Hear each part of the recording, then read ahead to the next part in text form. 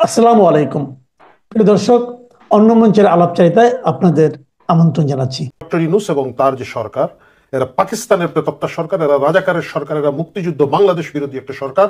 যাদের মনে বিন্দু মাত্র সন্দেহ আছে, আপনারা বোতা তোতা, আপনারা মানুষের মতো দেখতে, কিন্তু আপনাদের সেই ব্রেন ডেভেলপ করে নাই।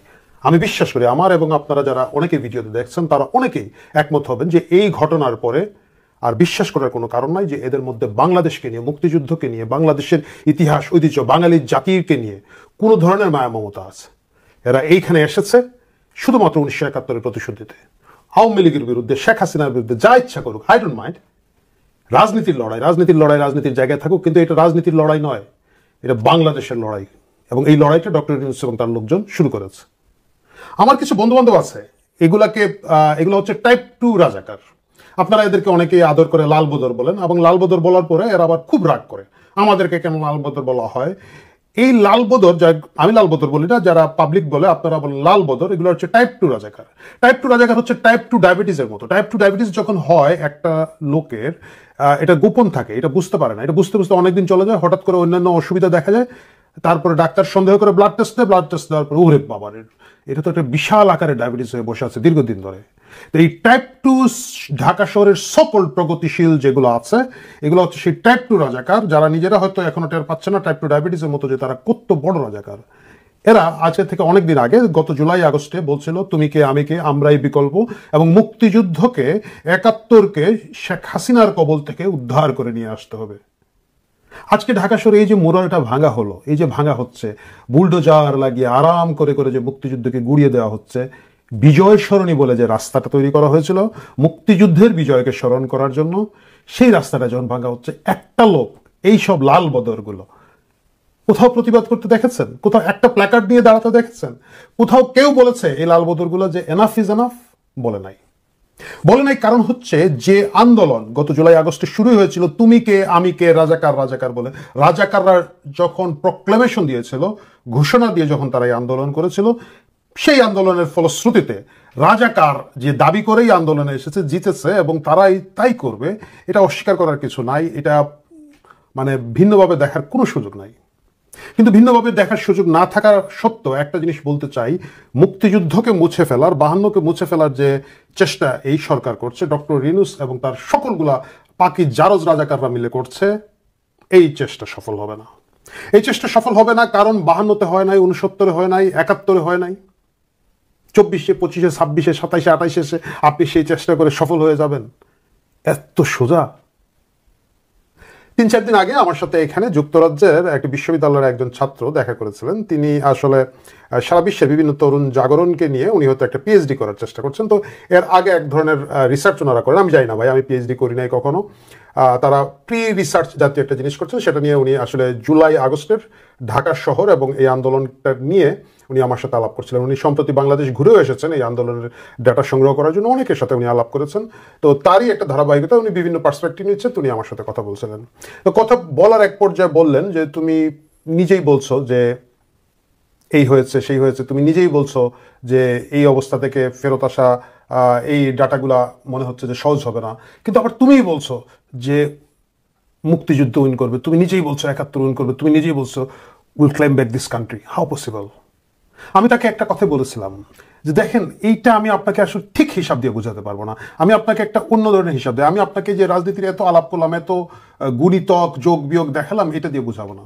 আমরা হচ্ছে সেই জাতি, 1971-এর 25শে মার্চ হঠাৎ করে ট্যাঙ্ক নামিয়ে আমাদের হাজার হাজার মানুষকে মেরে ফেলা হলো, ঢাকা শহর রক্তের নদী। আমরা অসহায় পালিয়ে 1 কোটি মানুষ সীমান্ত পাড়ি দিয়ে ভারতে গেলাম, 6 কোটি মানুষ অবরুদ্ধ দেশের ভিতরে, 1 কোটি মানুষ বাইরে। আমাদের হাতে একটা লাঠিও নাই, আমাদের হাতে একটা খুন্তিও নাই যে আমরা পাল্টা যুদ্ধ করব। আমরা সেই জাতি, খেয়ে না খেয়ে আমরা সেই জাতি, শরণার্থী শিবিরে অর্ধেক মরে অর্ধেক বেঁচে, লুঙ্গি পরে, স্যান্ডো গেঞ্জি পরে, উই রিক্লেমড আওয়ার কান্ট্রি 9 মাসের মাথায়। আমি এই কথাটা তোমাকে বলে গেলাম আজকে 25শে মার্চ, 26শে মার্চের 25শে মার্চের রাত, 26শে মার্চের ভোর দেখে তুমি যদি ভাবো যে এই জাতি হতাশ হবে, আশা ছেড়ে দেবে, তুমি একটু ভুল ভাবছো।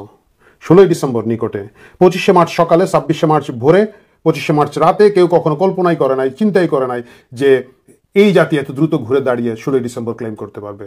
অনেকেই আশা ছেড়ে দিয়েছিল, অনেকেই ভেবেছিল পাকিস্তান সেনাবাহিনী, যেটা হচ্ছে একটা বিখ্যাত সেনাবাহিনী, তখনকার যুগের একটা শক্তিশালী সেনাবাহিনী, তার বিরুদ্ধে অসহায় লুঙ্গি পরা স্যান্ডেল পরা বাঙালি কি করবে? We prove that. উনি বললেন যে আবেগের কথা বলছো, আমি বললাম যে আবেগের কথা বলছি না। আজকে যারা এই মোরালটি ভাঙছে, মানে সেটা এই মোরাল ভাঙার আগে ওনার সাথে কথা আমি বলছিলাম যে এই যে কাজগুলো করছে এদের প্রত্যেকের বিচার এখানে হবে। উনি বললেন যে অসম্ভব, কিভাবে হবে, কিভাবে বলছো তুমি, এটা কোনো হিসাবেই তো মেলে না। আমি ওনাকে কয়েকটা হিসাব দিলাম। আমি বললাম তুমি কি জানো যে বাংলাদেশে একটা পার্টি দাঁড়িয়েছিল, ফ্রিডম পার্টি। এটা করেছিল যারা শেখ মুজিবকে এবং তার সপরিবারে শেখ মুজিবকে হত্যা করেছিল, তারা এসে 1997-98 সালে, সরি 88 সালে, 87-88 সালে একটা পার্টি করলো, ফ্রিডম পার্টি। কি তার তেজ, কি তার বীর বিক্রম, কুড়াল হচ্ছে তাদের মার্কা। যেদিকে যাচ্ছে এক একটা নেতা, সামনে শত শত মোটরসাইকেল, পিছনে শত শত মোটরসাইকেল, বিভিন্ন পাড়া মহল্লায় বড় বড় সন্ত্রাসীদের নাম, freedom Rasu, freedom Kamal, freedom Joglu.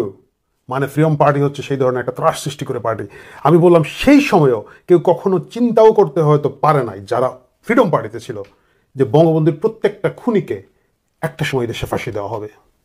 আমি বললাম যে তুমি 2005, 6, 7 এই সময়টাতে দেখো বাংলাদেশের মন্ত্রী হচ্ছে রাজাকাররা, এবং তারা বলছে 71 আমাদের ক্রেডেন্সিয়াল। মাপ চাওয়ার তো প্রশ্ন ওঠে না, মানে আমরা যা করছি ভালো করছি। আমি বললাম এই দেশে মুক্তিযোদ্ধার পিঠে লাথি মারা হচ্ছে প্রেস ক্লাবে 2007 সালে, খুব বেশি আগের কথা না তো, 8-এর ঘটনা। আমি বললাম এরা চিন্তা করেছে 5 বছর বাদে এদের প্রত্যেকটা মানুষকে বিচার করা হবে, প্রত্যেকটা মানুষকে শাস্তি দেওয়া হবে, প্রত্যেকটা মানুষকে ফাঁসি দেওয়ার জন্য এই দেশের লোকজন উদ্গ্রীব হয়ে থাকবে, আন্দোলন সংগ্রাম করবে। আমার সেই বিদেশি বন্ধু যিনি গবেষণা করছেন তিনি অবাক হয়ে বললেন এর মানেটা কি?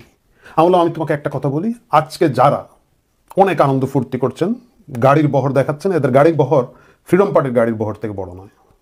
আজকে যারা অনেক বেশি হ্যাডম দেখাচ্ছেন, আমার মুক্তিযুদ্ধের প্রতিটি পিসকে টুকরা টুকরা করছেন, ভাঙছেন, তাদের বাপেরা বলেছিল 71 তাদের ক্রেডেন্সিয়াল। We fight back. আজকে যারা এটা ভাঙছেন তারা দয়া করে মনে রাখবেন, মুক্তিযুদ্ধকে আঘাত করছেন, 52কে আঘাত করছেন। অপেক্ষা করেন, আপনাদের আগে যারা করেছিলেন তাদের পরিণতি সুখকর হয় না, আপনাদের পরিণতি সুখকর হবে না। মুক্তিযুদ্ধের ভাস্কর্য, মুক্তিযুদ্ধের মোরাল, মুক্তিযুদ্ধের চিহ্ন মুছে দেওয়ার প্রতিটি ঘটনার নিন্দা জানাই, প্রতিটি ঘটনার হিসাব রাখি, প্রতিটি ঘটনার বিচার করব, এই বিশ্বাস আমার আছে। প্রিয় দর্শক, আপনারা বিশ্বাস রাখেন। বিশ্বাস হারানোর মতো কিচ্ছু হয় না এখনো।